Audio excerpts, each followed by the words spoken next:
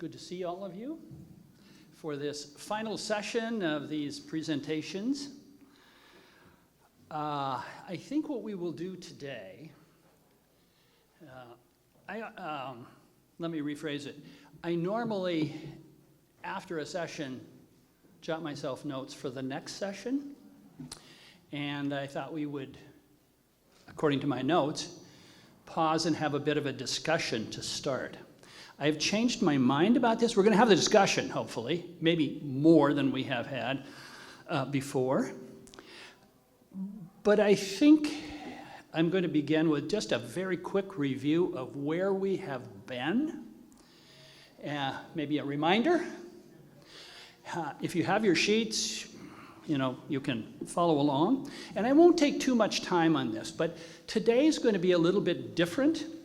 As I indicated 2 weeks ago, when it come to this Timothy Snyder book, my wife informed me after the last session that I misspoke twice. I called him Timothy Freedom. I don't think he would be offended by that at all.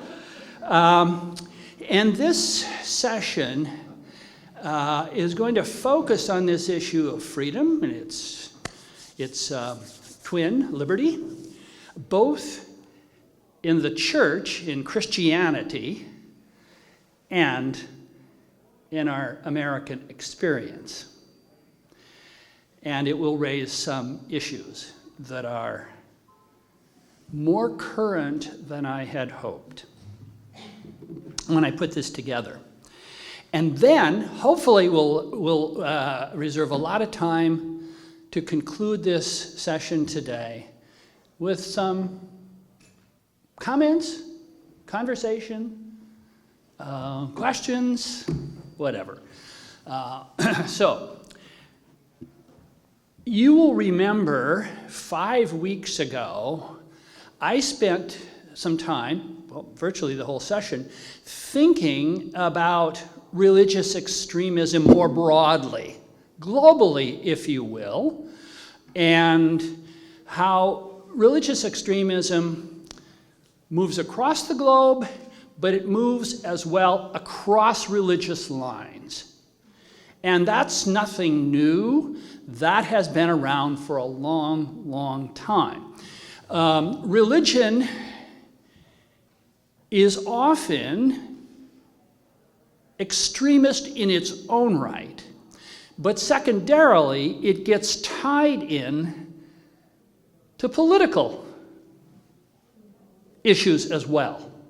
And I think I observed at that point that even if you thought you could get rid of extremism by getting rid of religion from beginning to end, it wouldn't happen, because the great wars of the 20th century were not, by and large, religious wars.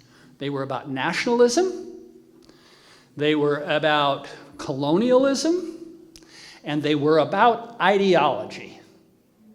National socialism, Marxist-Leninism, Maoism, and so on and so forth. Then we moved to Tim Alberta's book directly, and we looked at Tim Alberta's personal and indeed existential connection to American conservative evangelicalism, because his father was a conservative evangelical pastor.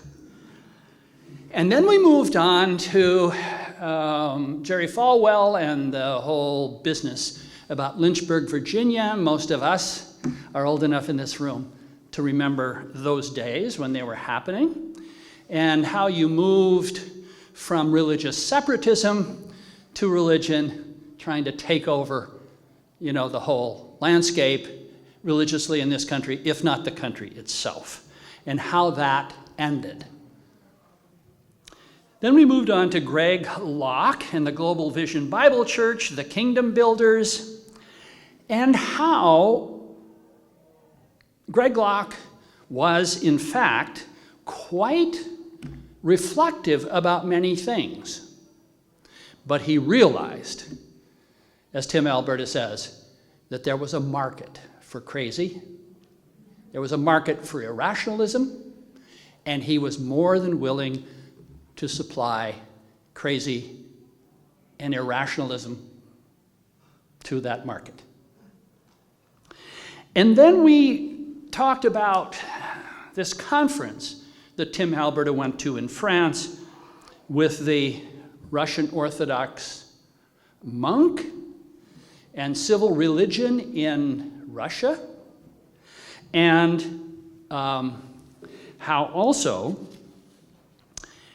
he came upon, at that same conference, somebody who is teaching at Yale, and how he has seen American religion as a Croatian, up close and personal, in what has happened in this country. And I think, it's sometimes helpful, illustrative at least, to see what's going on in other parts of the world with regard to religion itself. And this Croatian's name, of course, is Miroslav Volf, who is very well known in academic circles in this country. And he comes out of a very conservative Balkan, Serbian religious life. His dad was a Pentecostal pastor. And I think today he may go to an Episcopal church. Okay. Now, we also dealt with Brian Zahnd.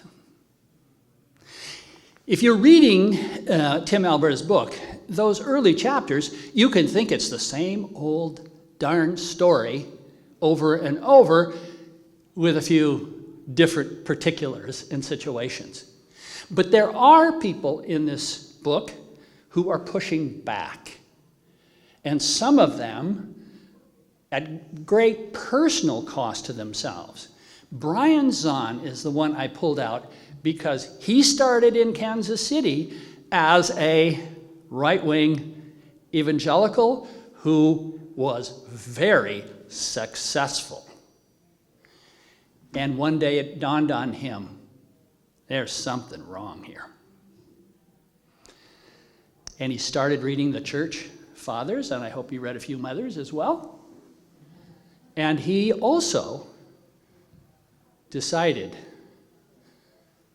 I have got to be faithful to the tradition and not sell my soul to a market out there.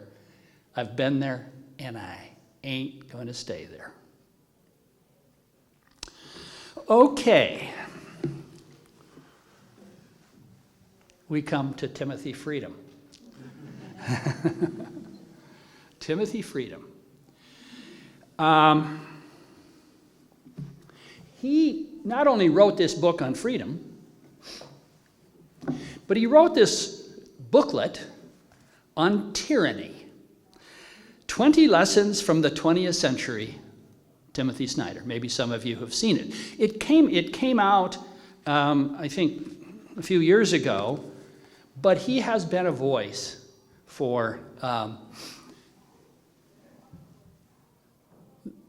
what has happened to countries who have slipped into autocratic or tyrannical forms of government. And they're all across the spectrum, and he has tried in very easy language to bring this to the fore. Now, as I sat in worship today, India,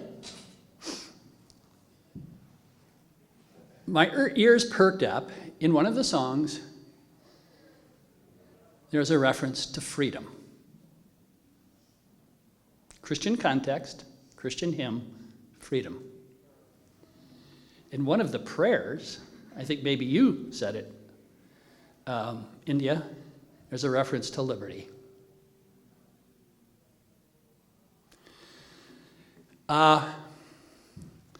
Move away from the religious community a bit, you don't have to listen very carefully in the American conversation writ large to hear about freedom, freedom, freedom. Now, as a teacher of the Pauline epistles, and way back when, I might add, of American history, I have long and often thought we use a rather truncated notion of freedom to which we sometimes, and sometimes very quickly, default to. And I would say this both as a Christian and from a Christian point of view, but also as an American and from an American point of view. And here the prepositions we use are absolutely critical. You know, studying languages over many years, I had language teachers say to me more than once, the translation difficulties are usually generated by the small words. It's certainly true in Greek. But the preposition here that I find critical, or the prepositions, are, first of all, from. When we default to a kind of negative notion of freedom, and it's not all bad, we want to see what we are free from. And what holds anything that holds us in its grip. Physical bondage, fear, addiction, disease, oppression, poverty, hopelessness, sin, guilt, King George III. Freedom from something. But there is, on the other side of this freedom, let me rephrase it. What should we see on the other side of this freedom from? And again, I'm not bad-mouthing freedom from. There are people who should be free from certain things. So perhaps you can appreciate my satisfaction and my quandary and my question when I began reading Timothy Snyder's book on freedom, where at the outset he begins by addressing this crucial question: what's on the other side of freedom from? Now, he's a professor of Eastern European history at Yale. And by the way, he almost died from an infection that went septic when he was writing this book. And he's writing in many parts of this book in a very personal way. And he, nor I, would want to dismiss the importance of freedom from things that hold people in bondage. However, he and I think, if we were standing face to face, and I don't know him personally, would agree that this kind of language is about absence of something. It is a negative understanding of freedom. It is then the crucial question: is this kind of freedom enough to liberate us? Do we find, if we look at freedom only in that sense, whether as a Christian or as an American or anybody else, is this enough to bring liberty to us?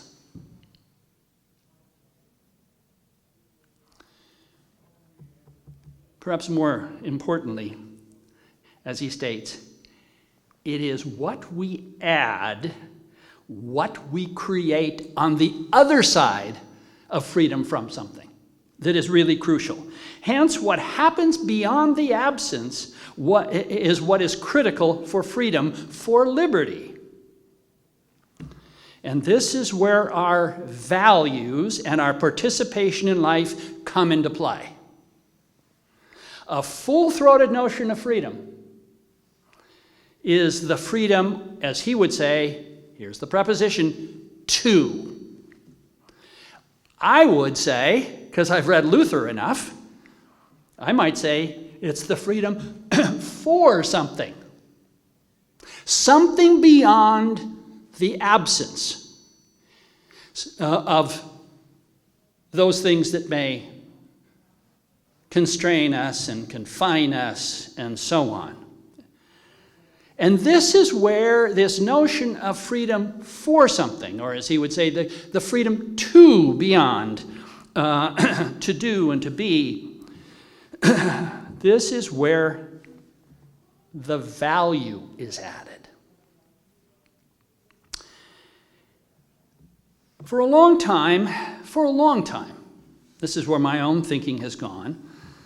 And I think as well, this fuller notion of freedom to or from can contribute mightily to how we might rescue huge swaths of American Christianity from its constantly angry default position of fighting against something by any means thought necessary.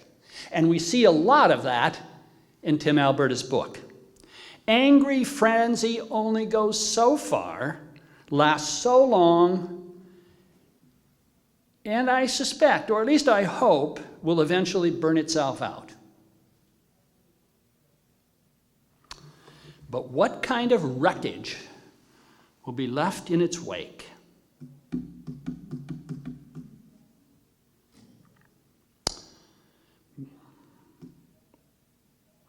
What really has it stood for, and how does that conform to the teacher of the preacher from Galilee, rather than some politically motivated prophet of power, money, or media prestige?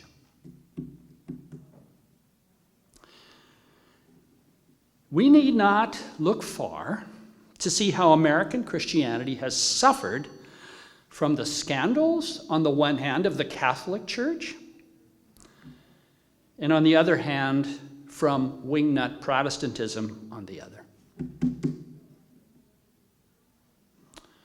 Why should we be surprised then when we look at statistical data and learn that religiously speaking, the fastest growing people are the nones? N-O-N-E-S, not N-U. People who don't identify with any religion and don't want to, because it appears, at least in the vast ecosystem of the media, is that if you do identify, you're part of that. And who wants to be part of that? For those of us who call ourselves Christian, we need look no further than Galatians chapter 5. And I'll just read it to you. For you, Paul's writing to the Galatians, for you were called to freedom, brothers and sisters. Here we got that word, freedom. Only do not use your freedom as an opportunity for self-indulgence, but through love become enslaved to one another. Using this Greek term doulos, often translated as slave. Slave is simply a gloss. What it means, don't be under the control of. For the whole law is summed up in a single commandment. You shall love your neighbor as yourself. If, however, you bite and devour one another, take care that you are not consumed by one another.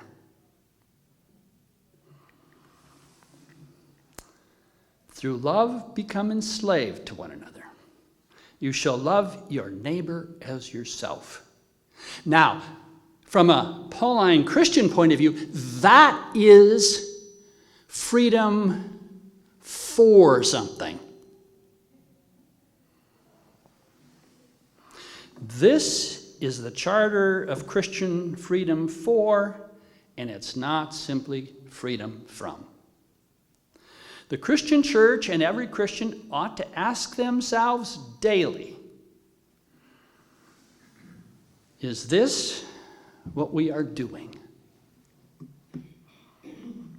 Christian theologians and ethicists over centuries have written volumes trying to flesh out what this might mean, and a whole lot of sermons have been preached on Galatians 5.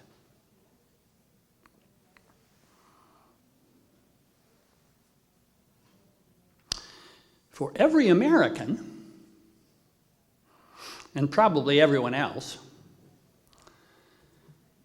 Timothy tries to sketch out what democratic freedom involves and might look like.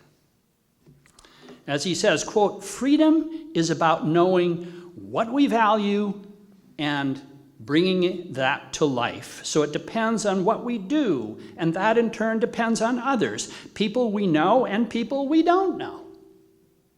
Elsewhere he writes, quote, freedom is not an absence but a presence. But a presence, a life in which we choose multiple commitments and realize them in the world. Over time, our choices among virtues define us as a people of will and individuality, end quote. Okay, let's bring this home a bit.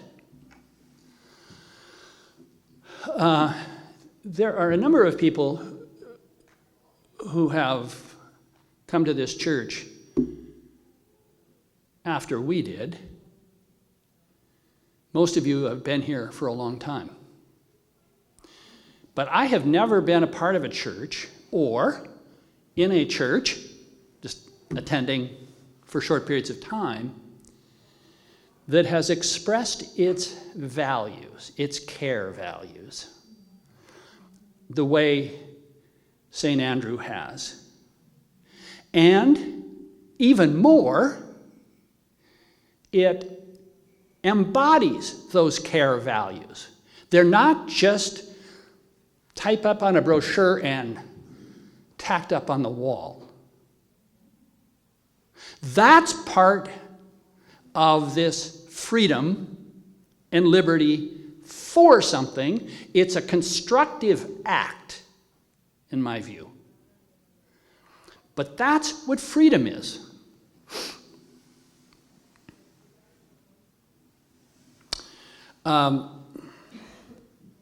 As some of you know,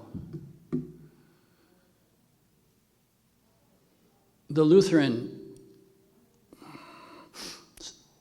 social service agencies have been accused of being a money laundering operation by Mike Flynn and Elon Musk. And it has created a storm out there among Lutherans. Maybe you have seen it or not. But, of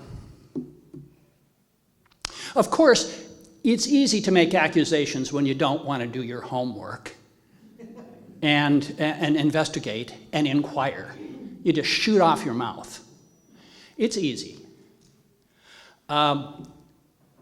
Yesterday, my wife brought to my attention a statement by one of the Iowa bishops.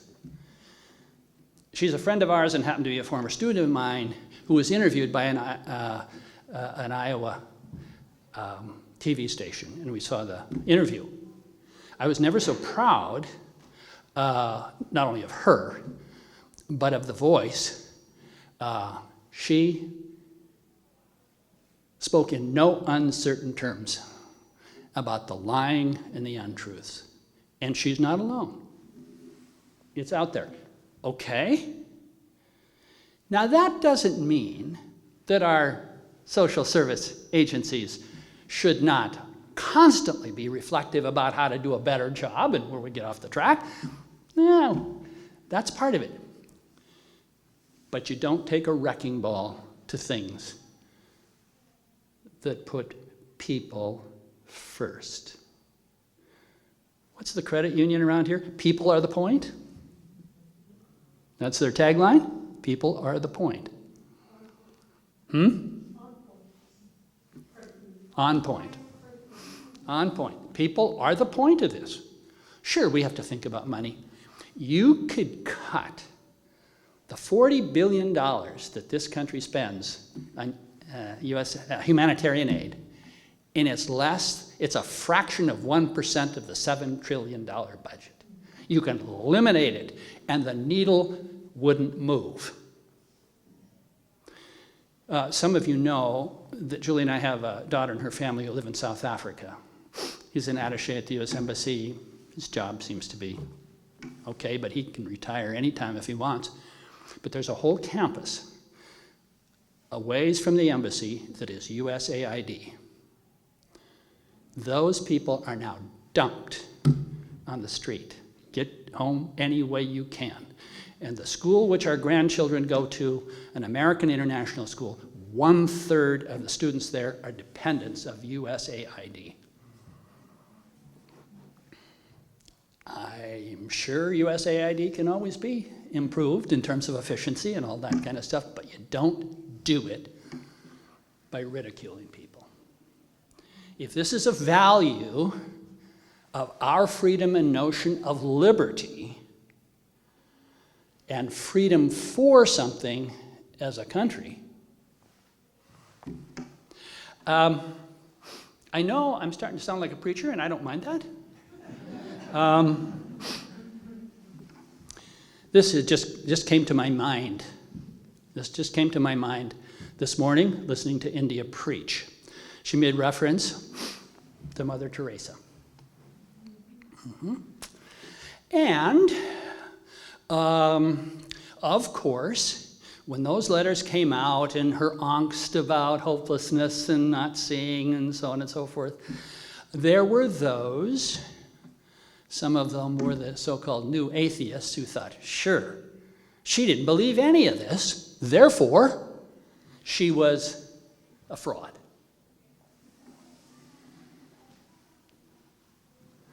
Finally, there were a few voices who came in. This feeling of hopelessness and goes with the faith. And I immediately went back to a place that Julie and I have visited twice. I suspect none of you in here have been there, but if you have, you can let me know. In the megalopolis known as Cairo, Egypt, there is an area that is the garbage collectors district. I mean, Cairo, how many people? Anywhere from 12 million to 20 million, and estimates are all, there are a lot of folks. And we've been to this garbage collectors district twice, not because we love garbage, but it is something most of us had never seen before. Out of this city, much or most of the garbage is collected by people who then sit there and sort it. And little children are running over. I mean, it's mind-boggling to go there. Now, that's not why we have gone there. But you go a little further, and you come to this oasis in the middle, run by the Sisters of Charity, Mother Teresa's sisters. And they're all South Asian sisters, and they take care of children. It's clean. It's relatively quiet. And so when we get sort of despondent, it seems to me we can identify certain points of light. In the middle of that garbage collectors district is a point of light. And these young children have been taken in. They're well fed, they're clean, they're attended to. Now, I suspect if we look around us, as despondent as we might get sometimes, we can see points of light. Some are far away, some are close by. And maybe Mother Teresa could be our model example. Another thing I think we have to keep in mind, and I heard this in this controversy about Lutheran humanitarian efforts, and I'm relying on my wife for this. I assume she follows these things more closely than I do, but every year, 1 out of 50 Americans accesses Lutheran aid associations and organizations. The only one bigger in the United States are the Catholics, for obvious reasons. Now that is a pretty impressive point of light when you think about the freedom for things that Lutherans have traditionally been involved in this country.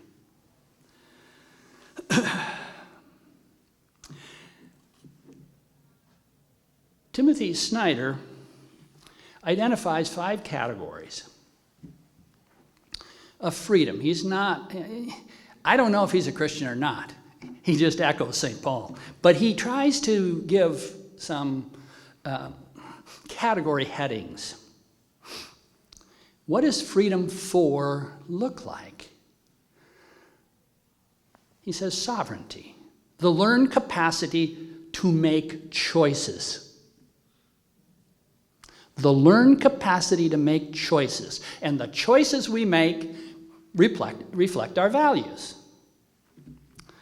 Second of all, and this one's probably the most obtuse, is unpredictability, the power to adapt physical regularities to personal choices.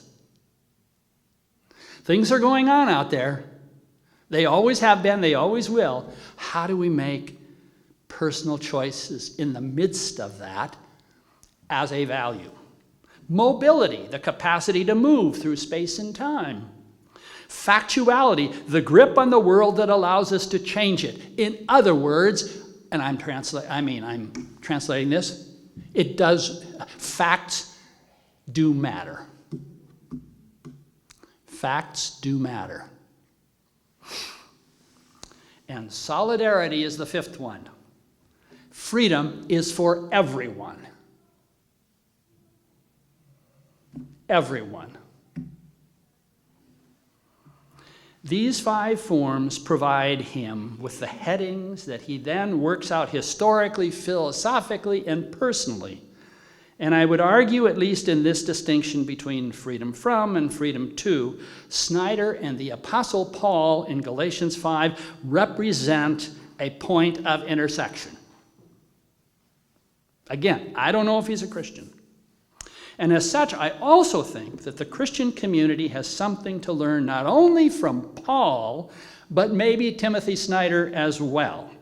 And the larger community that values democratic freedom clearly has something to learn from Timothy Snyder, but maybe, just maybe, also from the Apostle Paul, who wrote these letters 1900 years ago. And in conclusion, Timothy Snyder echoes something I said earlier in these presentations about the unsingularity of truth. Now that's awkward, about the unsingularity of truth. He writes, I'll read part of this anyway. Imperfection enables freedom. The world of values is flawed. It cannot be made perfect, but it can be improved. The rocket attack that destroyed a cafe and hit the main cathedral in Odessa, Ukraine, is in Eastern Europe a lot, leaving glass all around. Seeing the world of values is like watching the sun's rays scattered through the jagged colors of broken stained glass windows. The light is thrown in many directions, and the rays cross one another. The result is beautiful, but strange and a bit different every time. At some point, we realize that we can pick up the fragments and make our own patterns. We do not have Eden, a place where all the light comes together, where all good things are united, nor is there a single truth. Nor is there a single truth of which all facts are merely parts. And that is why we have a chance at freedom. If there were only one truth, and all facts claim to have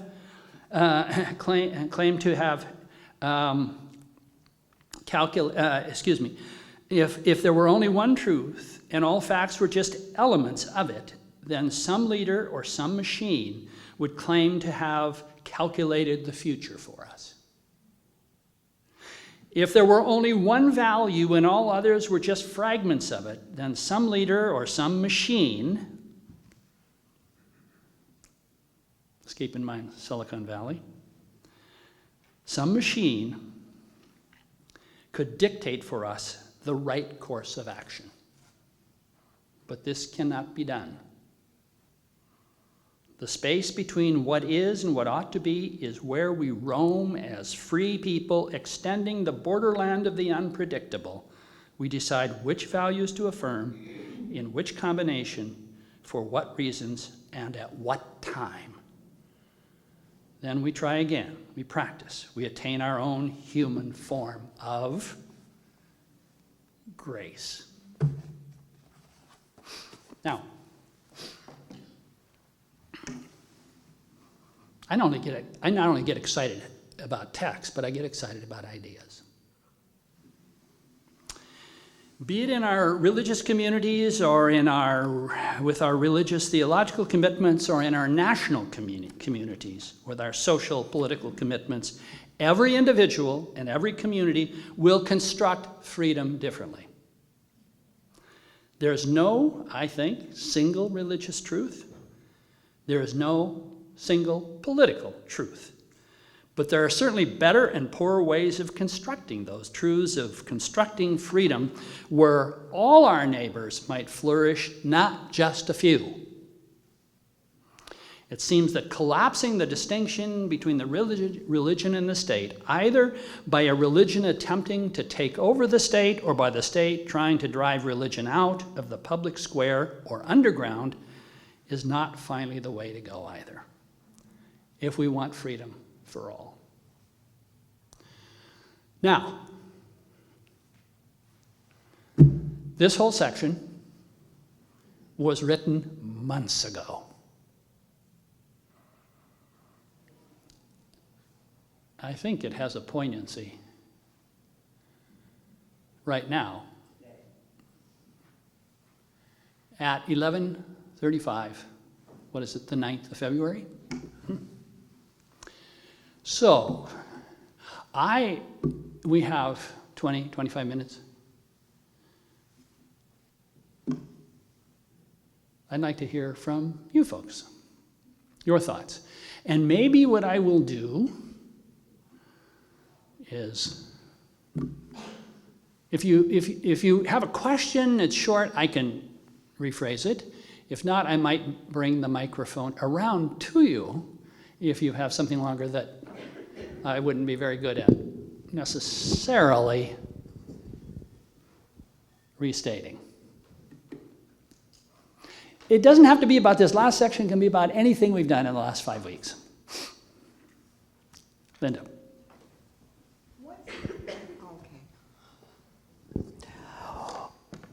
What's the best way to respond to the world now, to what's happening in this country now? Anybody want to take this on?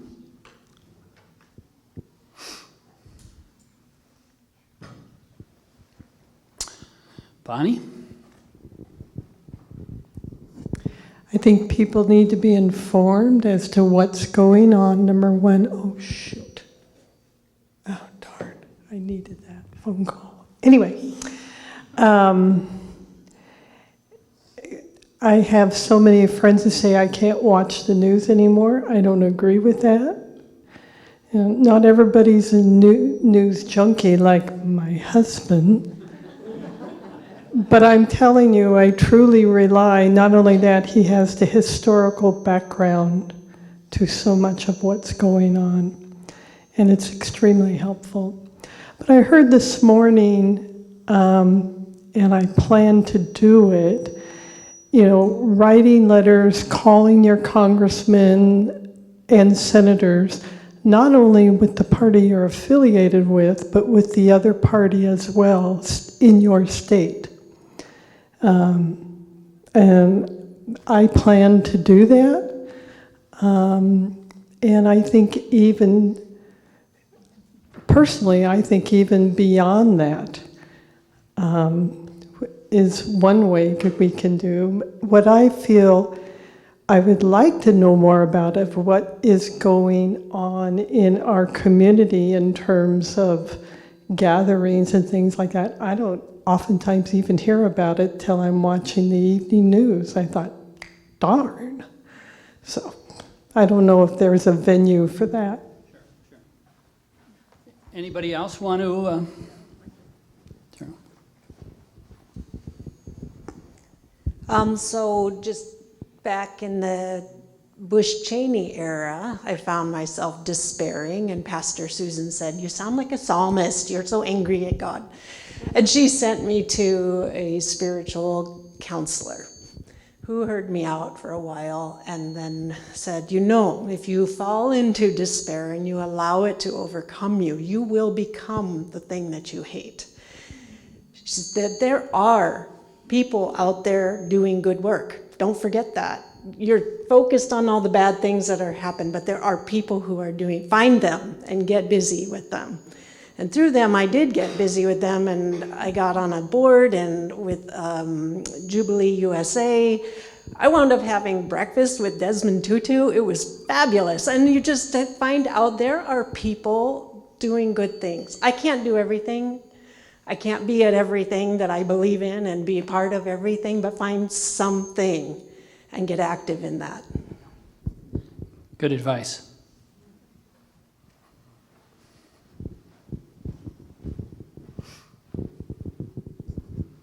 I posted on St. Andrew's Fellowship page on Facebook this week a little section on the imprecatory psalms. And I'd forgotten what the imprecatory psalms are, but a friend had written to me about how helpful they have been to her. And the imprecatory psalms are those that imprecate. They invoke judgment, calamity, or curses upon one's enemies or those perceived as the enemies of God.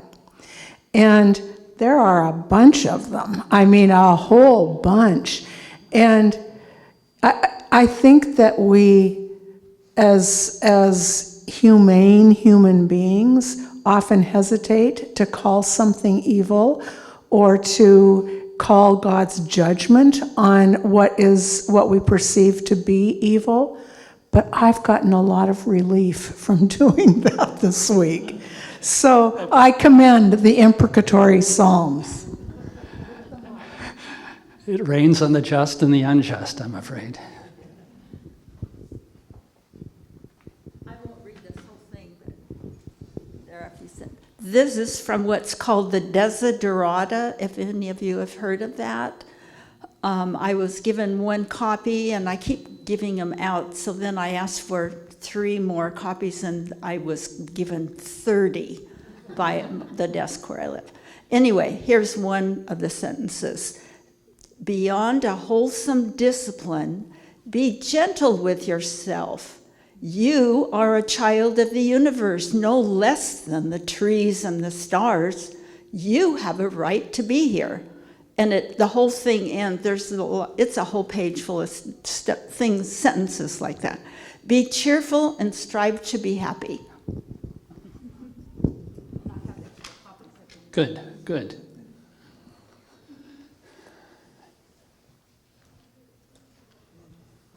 Anything else? Sue?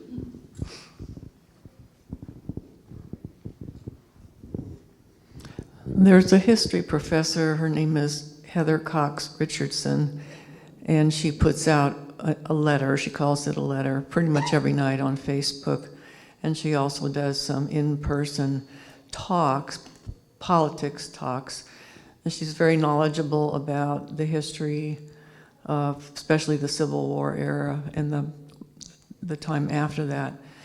But she condenses what has happened that day, talking about wanting to be abreast but not be overwhelmed. In her letter, she highlights what's happened today. And in her letters and in her in-person talks, she lists ways that you can do something. And some of them have already been mentioned, like showing up at your senator's office or writing letters. But she also includes, what we call acts of charity or loving our neighbor, and encourages us not to devalue those, what we might call small things, because we're not all suited to show up at the state capitol to protest, but we all have some kind of gift, and she encourages us to use that gift and to feel like we are making a contribution. That's good, Sue. In our contemporary society, public intellectuals are kind of hard to find because of our fragmented society and media ecosystem. But Heather Cox Richardson may be about as close as we get to that in this day and age, and a few others. There are a few others too. Anything else you want to say?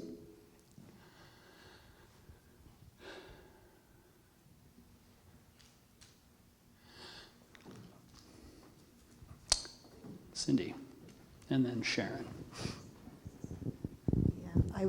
Heather Cox Richardson has really been grounding for me over these past months, and I really appreciate her.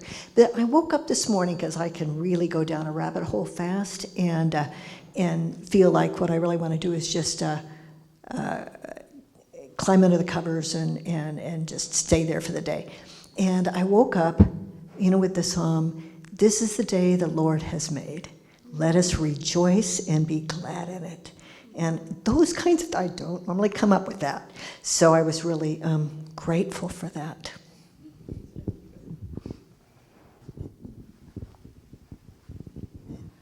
My first feeling when some terrible thing has been done, and we have plenty examples of those, I feel like it's personal to me, and I want to fall apart.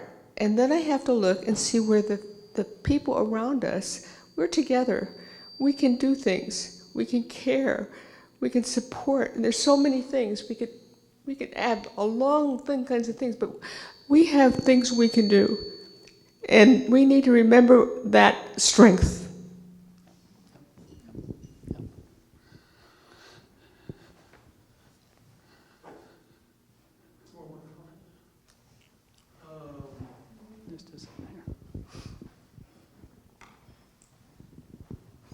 We still have a legal system in this country, and there's a lot of lawsuits going on right now, and a lot of actions being put on hold for until they can figure out what's going on and what the law that applies to it is.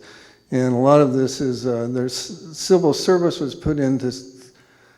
created because of in the 80s and 90s because of all the corruption in public office. And so the civil service was put in to stop that, so that you couldn't get your political allies in every position in the government. And so we're going to have to rely on the courts to enforce that. See what I mean? Historical perspective. Helps if you go to law school, right?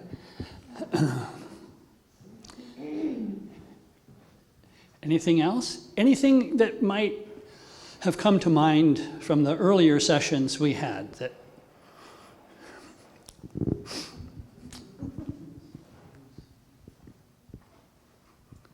here you go, Linda. Well, why don't you hold it? I think it's possible that you might be helped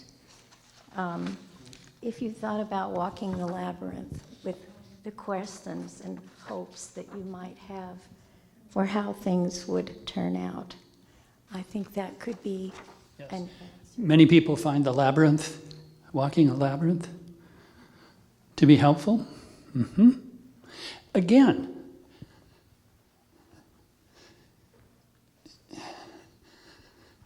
I think Timothy Snyder is right. And I've come up with this on my own. And of course, I think I'm right. We construct our notions in our own way regarding freedom, liberty, and the values that represent them. And what may work for Ted may not work for Larry. What may work for India may not work for me, but we are part of a community. And the diversity, whether it be ethnic diversity, gender diversity, any other kind of diversity, is a richness.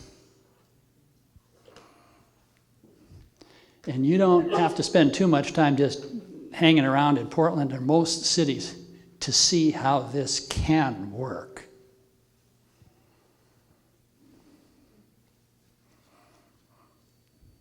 Anything else?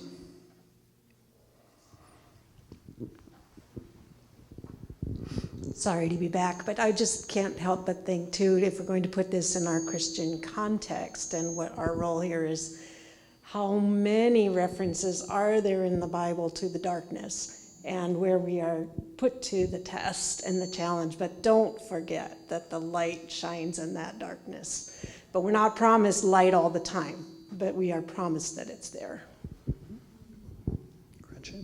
The light shines in the darkness, but the darkness does not overcome it. I'd say first. That sounds downright biblical. Yeah. Well, it's from Holden. My only other comment is the first thing is pray. Prayer.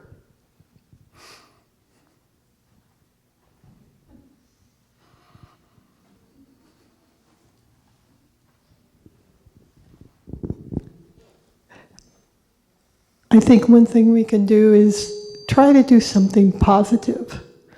Volunteering is a great thing to do. There's plenty of need. I do remember at a family gathering that we went to in Washington State during the first term of you-know-who. And a cousin of mine said, wondering, what are you doing? And he said, well, I just think I need to do something positive. So volunteer, we've got plenty of opportunity. Take advantage of the opportunity. I could say a lot more. There's one more sentence. Keep peace in your soul with all its sham, drudgery, and broken dreams. It's still a beautiful world, but you have to look for it sometimes. Yeah, Timothy Snyder's The Shattered Stained Glass, and the way the light comes in refracted and in different ways at different times, if it's still there. Yeah.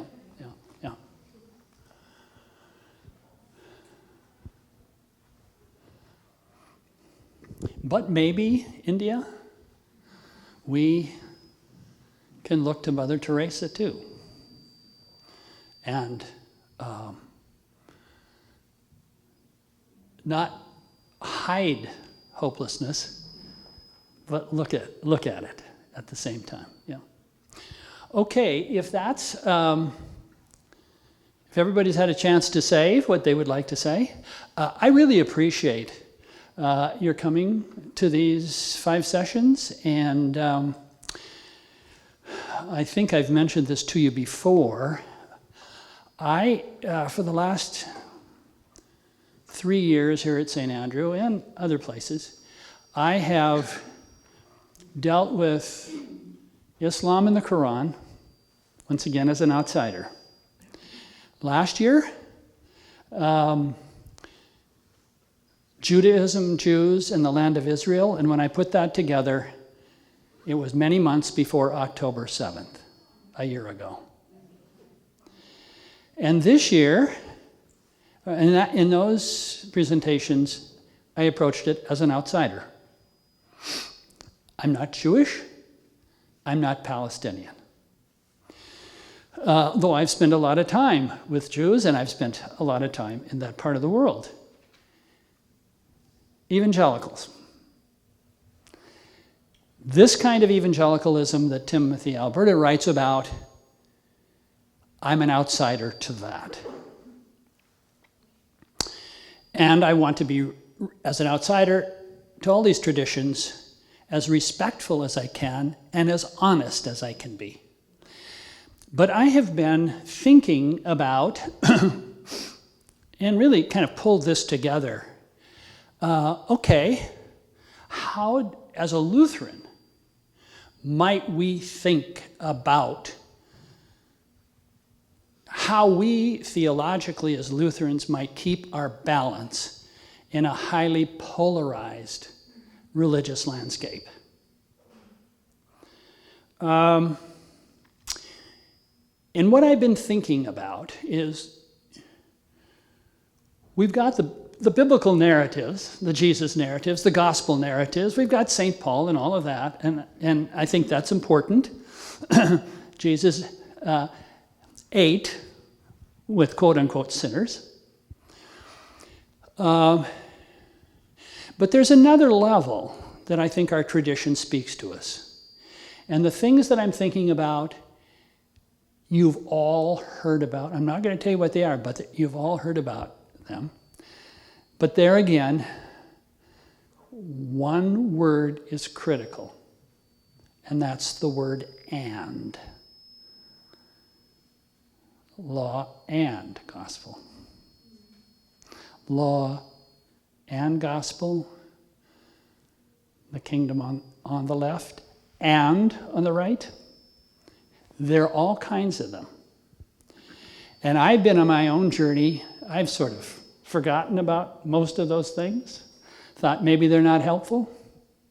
I've sort of come back to thinking that it's the and that's critical.